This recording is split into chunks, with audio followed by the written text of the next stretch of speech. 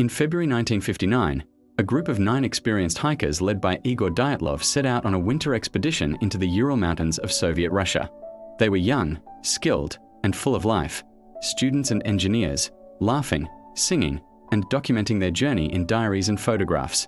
Their destination was Otorten Mountain, but they would never arrive. Instead, their story would become one of the most chilling and unexplained mysteries of the 20th century. At first, everything went as planned. The hikers set up camps, shared meals, and captured moments of joy even as the weather turned against them. But on February 1st, they made a critical decision. They set up their final camp on the slope of a peak called Kholat Syakhl, a name that in the local Monsa language ominously translates to Mountain of the Dead. That night, something went terribly wrong. When the hikers failed to return, search parties were launched. Weeks later, rescuers discovered the group's campsite, and what they found defied logic. The tent was still standing but had been slashed open from the inside. All the hikers' belongings remained: coats, boots, food, and supplies. Yet the hikers themselves were gone. The first bodies were found nearly a mile from the tent, near a small fire. They were dressed in little more than underwear and socks, despite the sub-zero temperatures. More bodies were discovered scattered in the snow, frozen mid-motion as if they had tried desperately to return to the tent.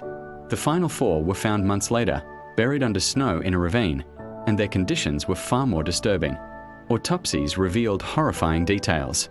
Several hikers suffered massive internal injuries, broken ribs and fractured skulls comparable to the force of a car crash, yet with no external wounds to match. One woman's tongue was missing.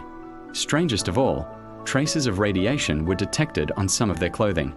The official Soviet investigation could not explain these findings. The report simply concluded that the hikers had died due to, quote, an unknown compelling force.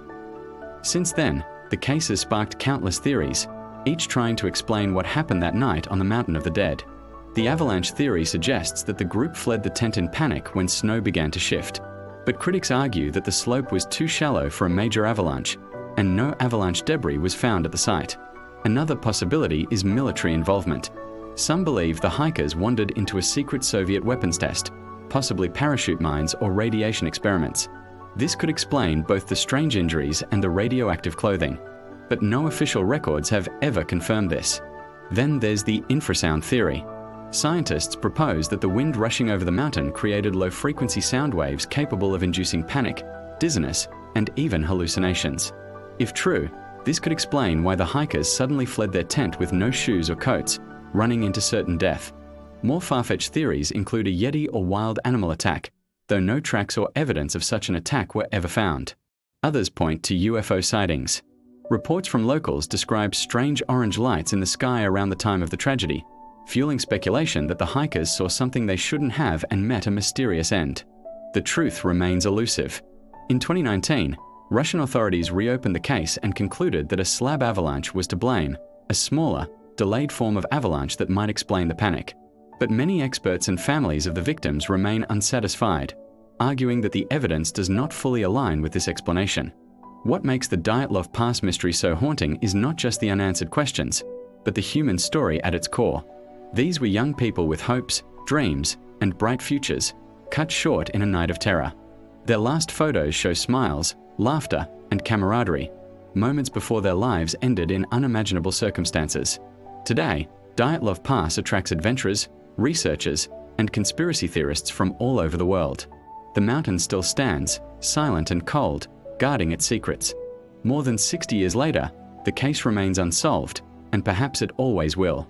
Was it a freak natural disaster, a military cover-up, or something beyond human understanding? We may never know, but the Dyatlov Pass reminds us of one chilling truth. Sometimes, the world does not give us answers, only mysteries. And this one continues to haunt us to this day. So what do you think happened that night on the Mountain of the Dead? Share your theory in the comments below, and don't forget to like, subscribe, and hit the notification bell for more chilling mysteries.